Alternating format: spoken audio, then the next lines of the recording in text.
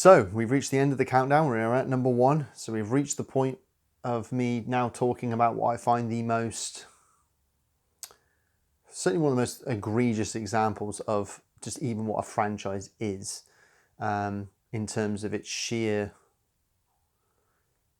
I suppose, the weight and place that it has in movie culture, movie fandom, the amount of, I even hesitate to call them films, just the amount of product and kind of, like I say, cultural weight that they have.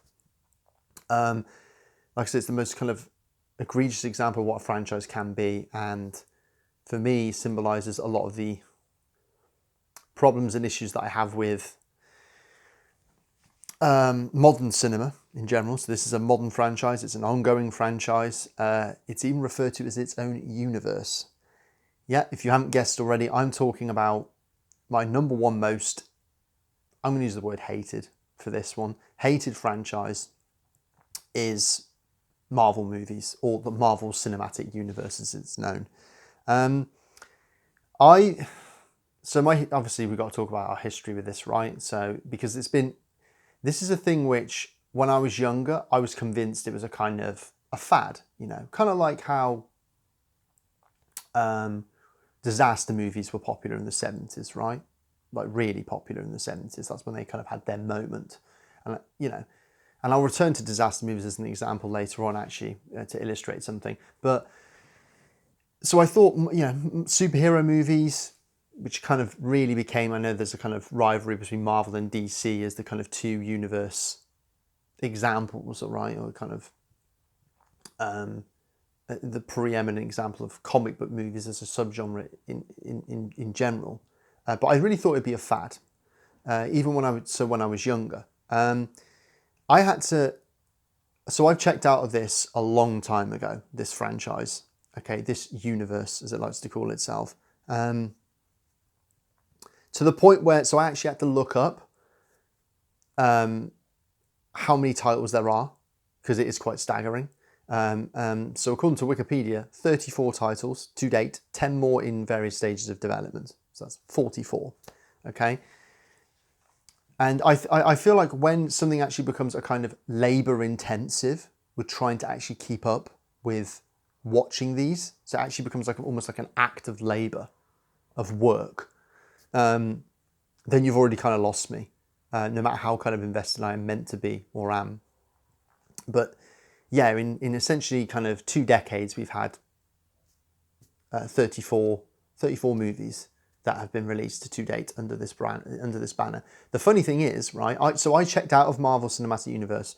I think Iron Man was the last Marvel movie I saw in the cinemas. That's way back in 2008. And I checked out then, I tapped out then and said, okay, these movies, there's too many of them, they're no longer interesting, they're kind of all the same, and they're kind of all just being made to kind of like ruthlessly extract as much profit as possible in a kind of real cynical move by corporate studios, essentially, right? Now, I couldn't have verbalized it that way back in 2008, but that's how I felt. If you'd have told me that it become essentially the grossing everything obscene, like 30, 40 billion as a franchise, and was still as popular 15, 16, 17 years later, I wouldn't have believed you. Like I said, I would have thought it was a fad. And I actually checked, and so I tapped out on, obviously, like I say, the original Iron Man 2008, Jon Favreau, starring, of course, Robert Downey Jr., in kind of what really was his career revival, actually, from that point on, in terms of just his popularity skyrocketing from what seemed to be a kind of fall from grace from the 90s for him. That checkout point for me is actually officially the beginning of the Marvel Cinematic Universe. So I checked out technically at the beginning of what is known as the Marvel Cinematic Universe. Of course, we had Marvel movies before, the Spider-Mans, for example, which is really what kind of really kick-started the popularity in these movies because of how successful they were in terms of the Marvel franchise. But yeah, I tapped out literally when these movies started kind of linking up together and having characters from one movie pop into another, essentially, because I think there's a cameo, I think, at the end of Iron Man, maybe, from what I can recall. I don't know, I didn't stay to the end of the credits because I didn't know that was a thing that you had to... Again, these movies require so much work that you have to sit through the credits in the hope that there's actually a sequence at the end that tangentially links another character in from another film. I mean, it's just like, it sounds like too much work to me. Like, this is what I mean. To me, Marvel's a perfect example of when movies stopped being fun. At least mainstream cinema. But to other people, they are everyone's a kind of preeminent example of what cinema is and meant to be, or whatever. It's the height of kind of movies as a kind of talking point or cultural phenomenon. And this is the thing.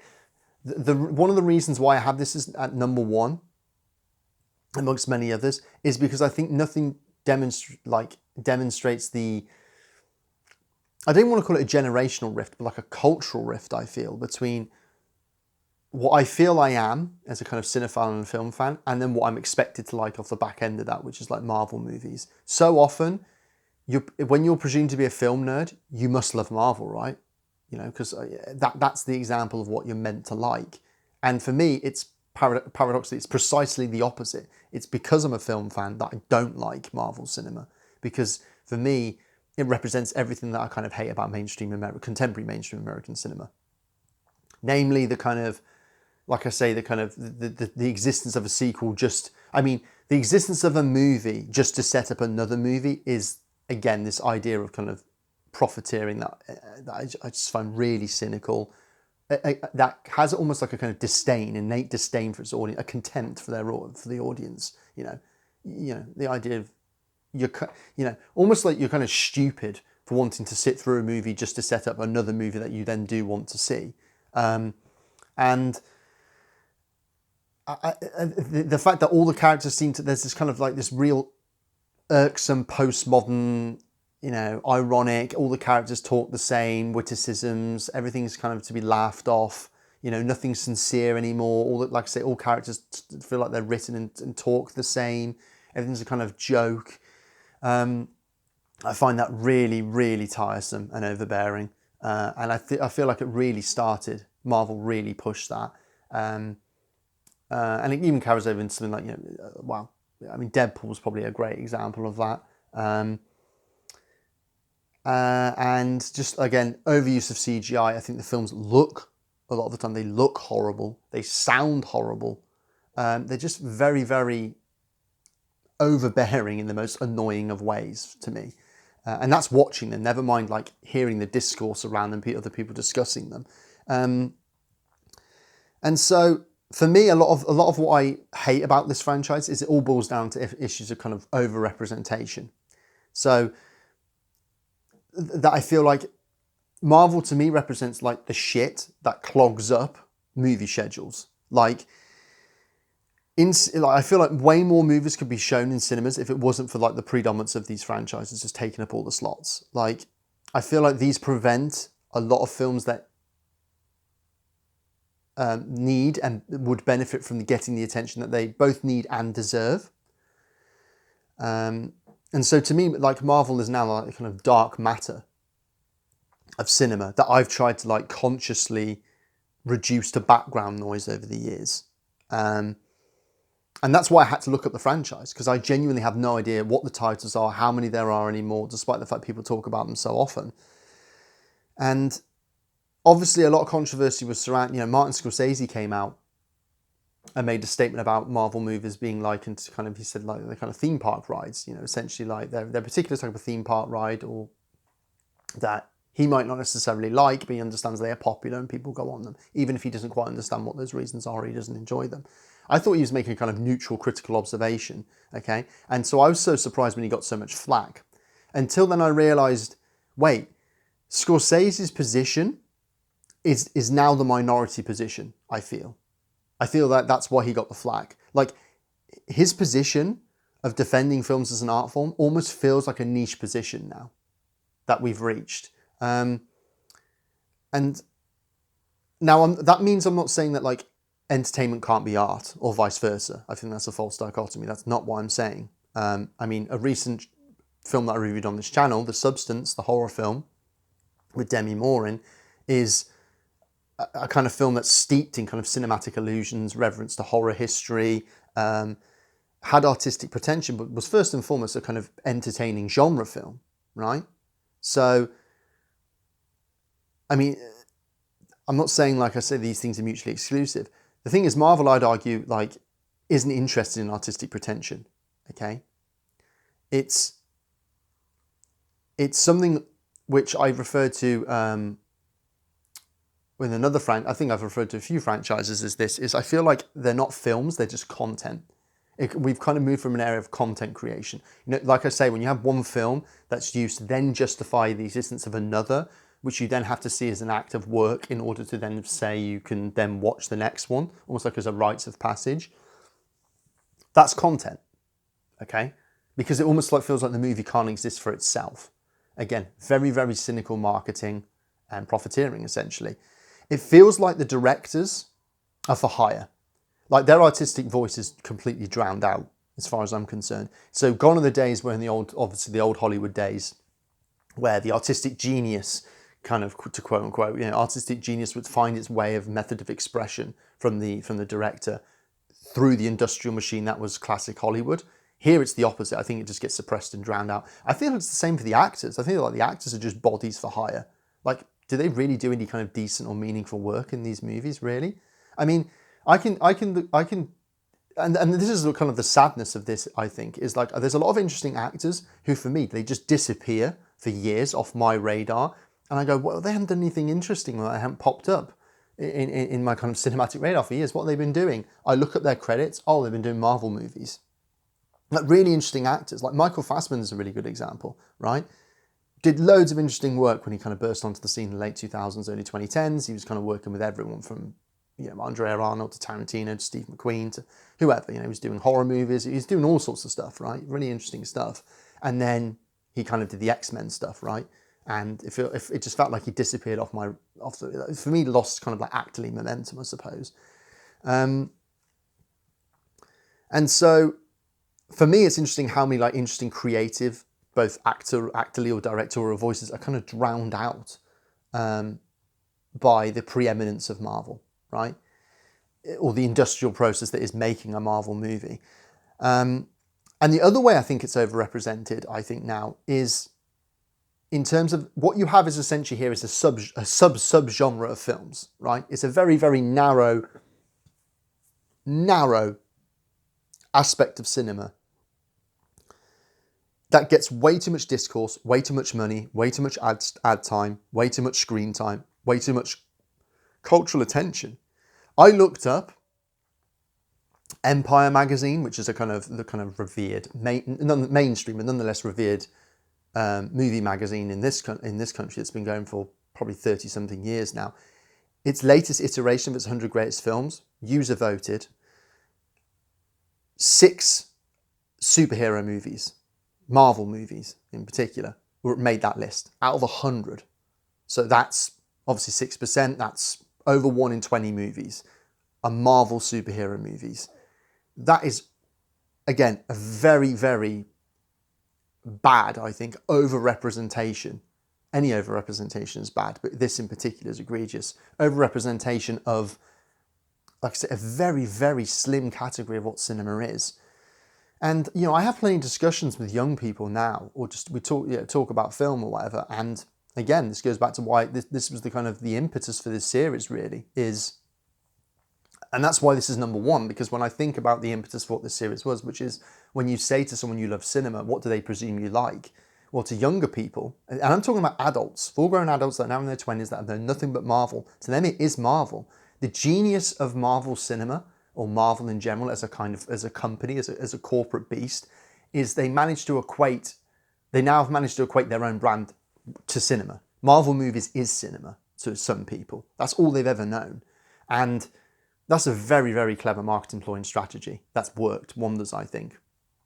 And it's not just young people that love these movies. It's people my age and older, men and women and children that love these movies. And to me, like I say, I mean, I've used this word baffling a lot in this series. That's like been a kind of common thread. But to me, nothing's more baffling.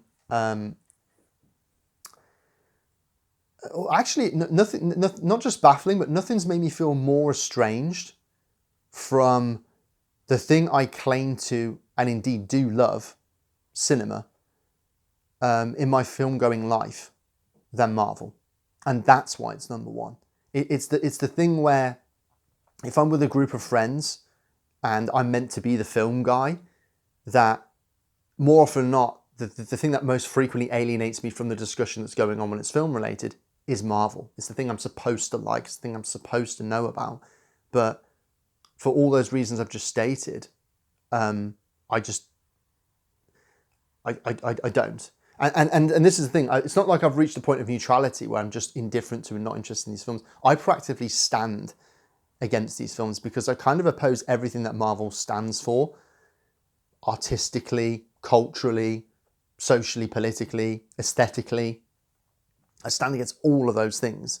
And so therefore, for me, that is why it's like I say, it's emblematic of a lot of the things I kind of really abhor about modern mainstream cinema.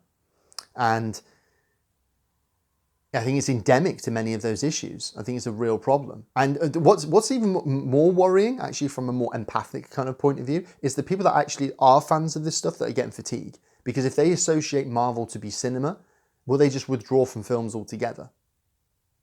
And say, invest their kind of energies, consumption habits into something like television more. I mean, television itself is kind of been seen as a kind of threat to cinema for decades now. But I think more and more people have been turned onto TV as opposed to kind of particularly going to the cinema, but maybe even film streaming as well.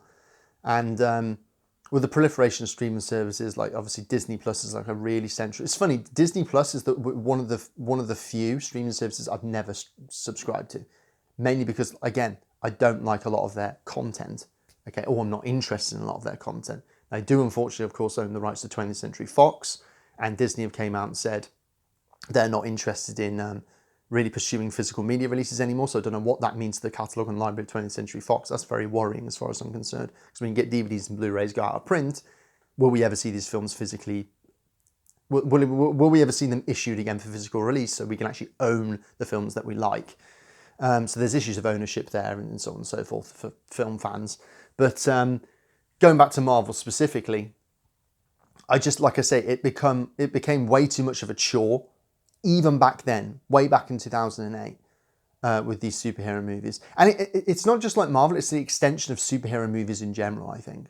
I remember in the space of a couple of months, when I was it was my job to go to the cinema and review a release every single week, I found myself, it was like, not just by accident, it was like the Incredible Hulk remake, then it was like, then it was The Dark Knight, then it was Iron Man. Then it was Hancock, the Will Smith superhero movie. And it was just like, this is not just like a subgenre. This is like movie culture itself now.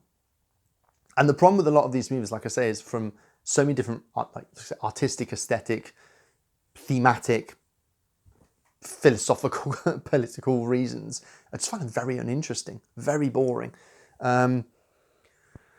And yeah, I mean, I think I've kind of summed up why I despise these movies so much. Is like I say, it's what they stand for, and it was really the impetus for making this list in the first place. If someone said to me 10 movie franchises, this is the one that knee-jerk first comes to my mind, and because it's still in the now, and I don't really see any end, despite the whole fatigue thing. It only takes one massive hit. I mean, I think Guardians of the Galaxy grossed over $1 billion. Right? So that's only a few years ago. So I just feel like it's weird how a kind of a subsection of like of nerdom has like actually become the mainstream of like movie culture. I feel it's and again this ties in perfectly with the consequence of the Star Wars franchise, which is where films were then made for particularly young adult males, young males, teenage audiences in particular. Well, that's a very particular refined demographic. But when you make a lot of mainstream movies that are tailored towards that audience, the content itself, a lot of people have talked about dumbing down of American movies or mainstream movies for a while now.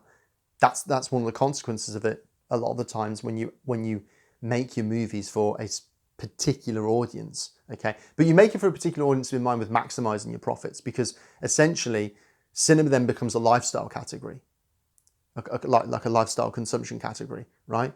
And who consume the most? You could argue young adult males, so or at least teenagers. So you make these movies for teenagers, and that's probably why I can't stand a lot of the tonality of these films. There's smarminess. But like I said, when I actually have conversations with full-grown adults now who, you know, presume that you like Marvel and that cinema to them is Marvel, if you like. It's almost like you can just replace the noun. You know, I find that I actually find that very dispiriting. Actually, as a movie lover, it's I feel like shaking someone, saying there's so many more interesting films out there, so much more to cinema, and I feel like they've really colonized the idea of what cinema is or should be, and that's why I find it really, really problematic and fucking annoying, and dispiriting, like I said. So, yeah, I think I've rambled on long enough. I've talked for 20 plus minutes now on my gripes with the Marvel franchise, but that is my number one pick, and I don't see it being replaced anytime soon unless we get a kind of bigger monster take its place. God forbid, I hope not. So yeah, let me know your thoughts on my number one pick. Do you agree? Do you disagree? Yeah,